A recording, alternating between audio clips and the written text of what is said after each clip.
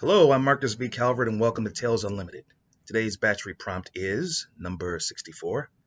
Imagine you're in charge of a community college's curriculum for the next year, tasked with introducing a major for recreational voodoo. Uh, okay, I guess you could do it as a pure piece of fiction. Um, there's this guy who went to your community college, graduated, racist, hated the place, but he took his degree, which most people would have taken and maybe gotten a decent job with it, and he turned it into a fortune. He needed a degree. He got it at that college, which he hated, which actually kicked him out once, but he managed to get his way back in, and he went from nothing to heavyweight. And as he was dying, he wanted to have his name on one of the buildings. Like, okay, name a building after me, and I'll throw a ton of money your way. I'm grateful. And they wanted nothing to do with him. He's like a polarizing political figure. He's an outspoken white supremacist. And so the white supremacist on his deathbed is like, okay, I'll give you $10 million on one provision, and you don't have to name anything after me. Put recreational voodoo in your curriculum and leave it there. And then he arranges for all types of negative publicity, and then he dies with a smile. And he does it just to be a prick. And you can do the story from his side of it. Oh my God, they'll never pull this off. And you actually tell the lawyers, if they don't have a functional, you can take it and actually be knowledgeable curriculum major, sue them for twice as much money as I'm going to leave them. Because I mean, hey, they made me. I feel obligated, but at the same time, I'm not just going to give them money and not have my name on something to be disrespected like this.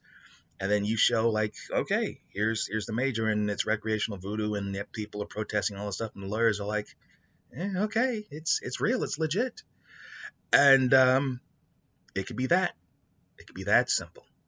But I would never write it that simple. No, no, no, no, no. I would write it from the perspective of the administrator who's setting this up, basically going, oh my God, this understands this. This is the backstory though. Stuck with this scenario. The alum, the racist, there's crowds outside. Administrator has somebody else handling the spin, the press. He's like, okay, I will call it recreational voodoo, but I will actually make it one of the best majors or studies in basically voodoo, the history of it, where it came from, all of it. I will make it legit.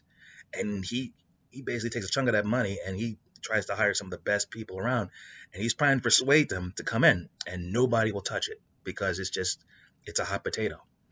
And he's explaining if we don't do this, we're going to get sued, we're going to lose money. And the people on the other end are like, good, you never should have taken it in the first place. I don't care if you're in dire straits. And there's a knock on the door, and this dude walks in. He's like, hello, I am Papa blah blah blah. He is dressed one part practitioner of the arts, one part dude with a decent wardrobe, actually, almost like a decent suit, witch doctor mix. And he comes in, very gracious, has his cane, sits down. He's like, I'd be happy to help you with the problem. I see the spin you put on it. It is very interesting. It reached my ears. I decided to take a plane up here. I will help with your curriculum. How so? Well, from what I've seen of your curriculum at your college, I mean, aside from a couple of certifications, lightweight degrees, a lot of the programs here are not very useful. Maybe I can help you make something useful in the voodoo. I'll teach you the different arts, the different histories, the different cultures, maybe a few practical applications as well. If you throw that in there, I think you could actually get some interest in there. Show the reporters that it's not a dog and pony show, as they call it in this country. Yes? Is that the quote? And he's like, that would be great. Are you willing to teach? Well, I know some people would be more than happy to teach. I could bring some people in. They wouldn't ask for much, just a mild stipend. And during the program, maybe after the program, you can bring in something more conventional. But for these, they're willing to give it a year or two. Sure, I would be oh so grateful. Yes, yes. So this guy did these. Why again? Well, there are all types of rumors. But basically, I think he was a prick. Really? Well, let's ask him. And he tears his hand through thin air, grabs the guy who made the contribution, the alum, out of hell, rips him out, throws him to the ground. The dude's steaming, covered in cuts and burns. It's like, why'd you do this, huh? Smacks him and smacks his soul in the back of the head. Why'd you do this, huh? Why? And you're like, what? I think you owe this man an apology. Apologize. He's like, please don't send me back. Oh, I'm sending you deeper, boy. You're going to make this right. And that would have been an interesting ending. That's maybe I'd clean it up, but that's basically how I would write it. Oh yes. Outside of prompt, it's a community college for the occult. Recreational Voodoo pisses off some of the students who practice the voodoo, like the serious art, like it's like voodoo for non-voodoo people. You can make it comedy that way, witty with lines. You can make it satirical in a way, because you have someone trying to explain that this is a class about history and da-da-da-da. Here's this alum, and over here the parents are being like, oh, this is racially insensitive, da-da-da-da-da. And he's like, actually, I'm taking a class, and it's actually kind of cool. It's teaching us about da-da-da-da. It's like, but that's, and basically just showing how maybe cancel culture and a decent shot at teaching something maybe controversial could collide. I don't know. But this is a potential rabbit hole, so I'm going to stop here. I'm Marcus V. Calvert. This is Tales Unlimited. Please check out talesunlimited.net. That's where the podcasts are, 2 of them. They will go off every day. One is called the Batchery Daily Prompt. The other is called The Disturbing Thought of the Day. Also, there are book links, which will take you straight to Amazon.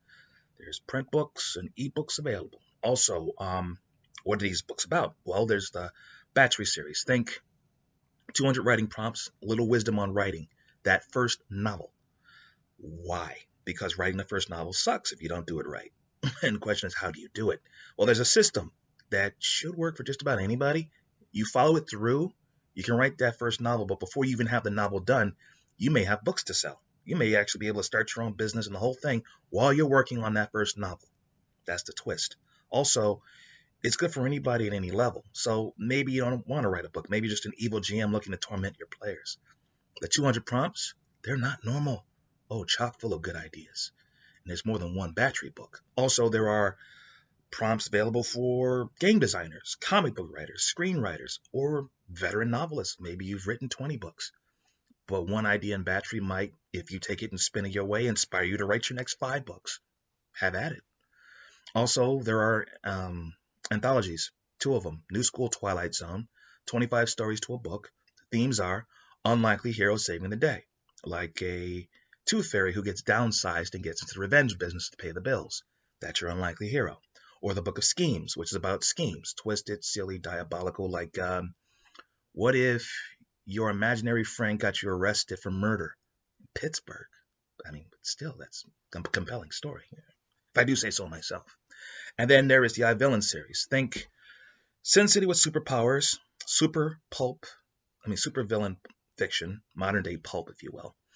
It's not about a detective, though. It's about a villain. His name is Benjamin Clyde, gentleman fixer, dude in a suit. And he is a bad guy. When they whacked the heroes en masse last year, he helped just to boost his street cred. The man's got issues, and he's got a past that he tells no one about. Everyone just sees a dude with a phone and the best mercenaries in the world at his disposal.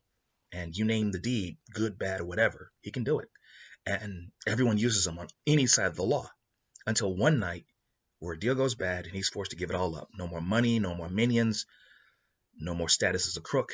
And worse, in this town called Pillar City, it's like the superhuman crime capital of the world, he must fight crime every night for the rest of his life. His life expectancy is piddly, yet he turns it around. Not only does he function on his own as a crime fighter, he saves the world a few times. And in doing so, he realizes there's a market here. There are no heroes. Tons of villains are coming out trying to change the global order. And they have money. So if someone was to kill them and take their stuff, there's a lucrative business model here. All I need is some new muscle and a different name. That's I Villain. Okay, I'm Marcus V. Calvert. This is Tales Unlimited. Until tomorrow, have a lovely day.